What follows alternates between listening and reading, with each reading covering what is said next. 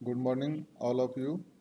आज अपन अध्ययन करेंगे BCom part second, subject business administration, व्यवसाय प्रशासन, paper second, principles of management.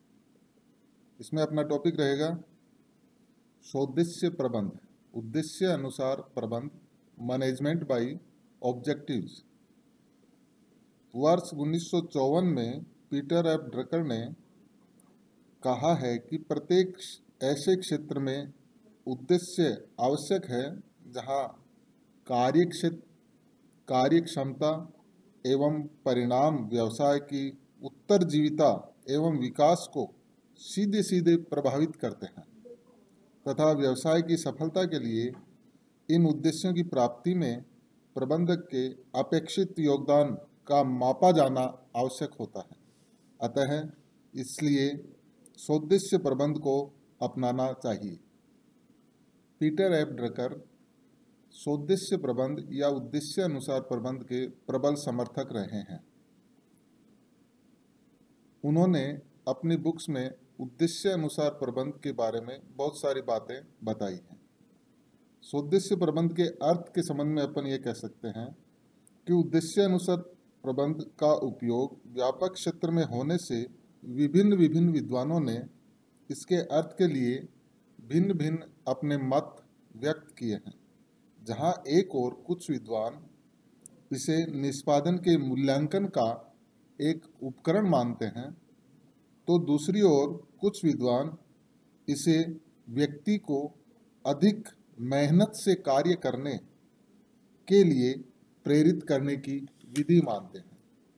विभिन्न विद्वानों ने अपने अपने विचार इसके अर्थ के लिए स्पष्ट किए हैं और उन सभी विद्वानों की एक सारांश के रूप में परिभाषा अपन उद्देश्य अनुसार प्रबंध की दे सकते हैं।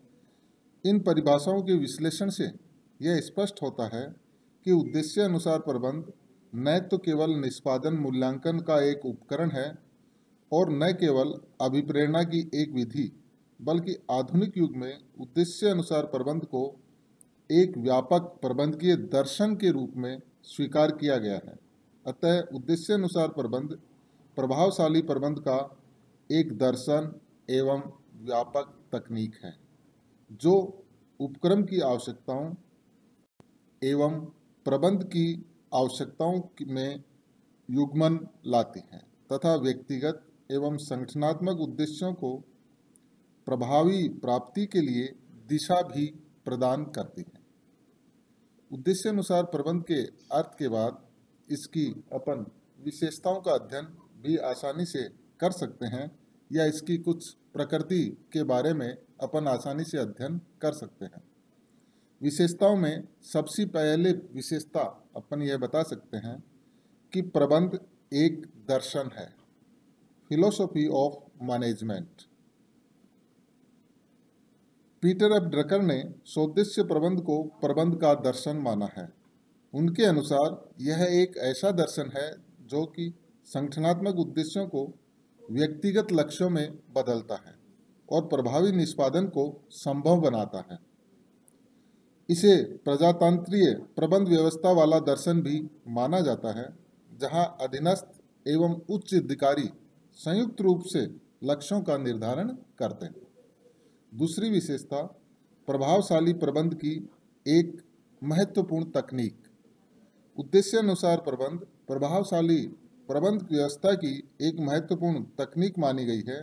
यह एक ऐसी तकनीक है जो संस्थान के प्रबंध के प्रत्येक व्यवहार को प्रभावित करती है। इसे प्रभावशाली प्रबंध की तकनीक इसलिए माना जाता है क्योंकि इसमें कुशलतम प्रबंधन के लिए उद्देश्यों का संयुक्त रूप से निर्धारण किया जाता है, उत्तरदायित्वों को प्रदान किया जाता है, साधनों का विभाजन किया जाता है एवं परिणामों की समीक्षा करने के कदम सम्मिलित किए जाते हैं। परिणाम परक न कि क्रिया परक है। उद्देश्य अनुसार प्रबंध परिणाम परक माना जाता है, न कि क्रिया परक माना जाता है। ऐसी क्रियाएं जो परिणामों की प्राप्ति में अपेक्षित योगदान नहीं करती है, उन्हें उद्देश्यानुसार प्रबंध के अंतर्गत महत्व नहीं दिया जाता है। यह एक गतिशील विचारधारा है। अगली विशेषता है, यह एक गतिशील विचारधारा है, अर्थात इसको इंग्लिश में डायनेमिक अप्रोच के रूप में भी समझा जाता है। सोद्देश्य प्रबंध एक गतिशील विचार है जिसमें कार्य निष्पादन का मूल्यांकन निरंतरता के आधार पर किया जाता है। यह गतिशील विचार इसलिए भी है क्योंकि इसमें व्यक्तिगत लक्ष्यों का संगठनात्मक लक्ष्यों के साथ सामंजस्य बिठाया जाता है।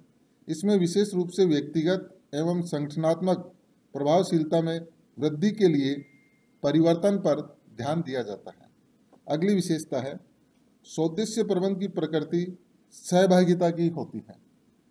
क्योंकि सोद्देश्य प्रबंध के अंतर्गत उद्देश्यों का निर्धारण केवल अकेले उच्च अधिकारियों द्वारा न किया जाकर उच्च अधिकारियों एवं अधीनस्थों दोनों के द्वारा संयुक्त रूप से किया जाता है, इसलिए इसकी पद्धति को सहभागिता वाली पद्धति भी माना जाता है। व्यवस्थित होना। सोद्देश्य प्रबंध एक औपचारिक प्रक्रिया है जो उद्देश्यों के निर्धारण से प्रारंभ होकर कार्य निष्पादन के मापन एवं समीक्षा तक अनवरत रूप से चलती रहती है। अगली विशेषता है, सोद्देश्य प्रबंध एक दिशा है। सोद्देश्य प्रबंध एक दिशा है जो संगठन के ढांचे, उसकी प्रक्रिया, साधनों के विभाजन, अधिकारों को प्रदान करने आदि के आधार पर कार्य करते हैं। इसके द्वारा उद्देश्यों की प्राप्ति के लिए कर्मचारियों की अभिप्रेरणा व्यवस्था एवं नियोजन का निर्माण कैसे किया जाए आदि को भी पूर्ण रूप से दिशा मिलती है। अगली विशेषता है, समीक्षा तंत्र। रिव्यू सिस्टम भी माना जाता है सोद्देश्य प्रबंध को। समीक्षा तंत्र का निर्धारण करना सोद्देश्य प्रबंध की एक प्रमुख विशेषता मानी गई है। इसके अंतर्गत वास्तविक परिणामों की समीक्षा निर्धारित किए गए उद्देश्यों के संदर्भ में की जाती है। इस समीक्षा का उद्देश्य वास्तविक निष्पादन का पता लगाना तथा सुधार की आवश्यकता का पता लगाना आदि से माना गया है। अर्थात अपन दूसरे शब्दों में ये कह सकते हैं कि आपने जो उद्देश्य निर्धारित किए हैं संगठन के, उनके अनुसार कार्य हुआ है या नहीं हुआ है, उद्देश्य जो निर्धारित किए हैं उसके परिणाम क्या आए हैं, क्या उसमें कोई कमी है या उसमें सुधार की आवश्यकता है, तो ये सुधारात्मक कार्य व्यवस्था भी इसके अंतर्गत शामिल की जाती है। उद्देश्य अनुसार प्रबंध की विशेषता के बाद अपन इसमें अध्ययन करेंगे सोद्देश्य प्रबंध की प्रक्रिया। प्रक्रिया का आशय विभिन्न कदमों के ऐसे संयोजन से है जिसमें क्रमबद्धता पाई जाती है। अर्थात सोद्देश्य प्रबंध की जो प्रक्रिया जब अपनाई जाती है तो स्टेप बाय स्टेप इसमें कदम उठाने पड़ते हैं, उनका अध्ययन अपन इसके अंतर्गत करेंगे। जैसे पहला स्टेप होता है सामान्य उद्देश्यों का प्रारंभिक निर्धारण करना। सामान्य उद्देश्यों का प्रारंभिक निर्धारण करना सोद्देश्य प्रबंध प्रक्रिया का प्रथम चरण है। उद्देश्य वे साध्य हैं जिसमें संस्था एवं प्रबंधक प्राप्त करने का प्रयास करते हैं। अतः इनका निर्धारण करते समय उच्च स्तर पर कार्यरत प्रबंधकों को संस्था की अच्छाइयों, कमियों, अवसरों एवं चुनौतियों को ध्यान में रखना चाहिए। इसलिए उद्देश्यों की प्रयोजनों की संगतता होना आवश्यक है। इन उद्देश्यों का निर्धारण प्रारंभिक है जिनमें आवश्यकता अनुसार परिवर्तन, संशोधन, परिवर्धन एवं सुधार किया जा सकता है। पहला स्टेप कंप्लीट होने के बाद में दूसरा स्टेप होता है महत्वपूर्ण परिणाम क्षेत्रों की पहचान करना। महत्वपूर्ण परिणाम क्षेत्र वे माने जाते हैं जो कि उपक्रम की उत्तरजीविता, विकास एवं स्थायित्व के लिए आवश्यक होते हैं। इन परिणाम क्षेत्रों की पहचान संस्था के प्रयोजनों, सामान्य उद्देश्यों, नियोजन की मान्यताओं, निष्पादन क्षमता आदि के गहन अध्ययन एवं विश्लेषण के आधार पर की जाती है। पीटर एफ ड्रकर ने 8 महत्वपूर्ण परिणाम क्षेत्रों की पहचान की है। ये महत्वपूर्ण परिणाम क्षेत्र इस प्रकार है।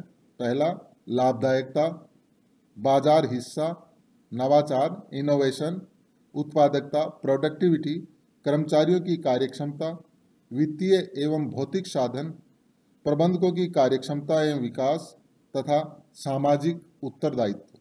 ये 8 महत्वपूर्ण परिणाम क्षेत्रों की पहचान पीटर एफ ड्रकर ने की है।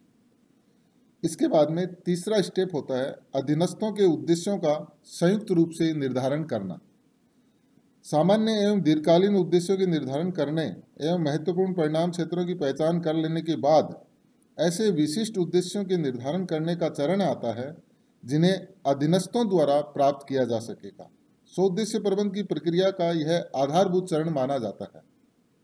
इसलिए ये उद्देश्य स्पष्ट हों, चुनौतीपूर्ण लेकिन प्राप्त करने योग्य हों, संगठनात्मक उद्देश्यों के अनुरूप हों, मापन के योग्य हों एवं समयबद्धता की प्रतिबद्धता वाले माने जाते हैं।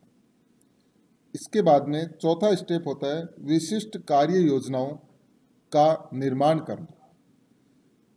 प्रत्येक अधीनस्थ के लिए परिमाप एवं निष्पादन उद्देश्य निर्धारित करना ही कार्य योजनाओं का निर्माण माना जाता है। ये वे कार्य योजनाएं हैं जो स्पष्ट करती है कि उद्देश्यों की प्राप्ति कैसे हो सकेगी, इसके लिए क्या क्या कार्य संपन्न करने हैं, इन क्रियाओं के संपन्न करने में कितना समय लगेगा तथा इन क्रियाओं के संपन्न करने के लिए क्या क्या व्यवस्थाएं की जानी हैं।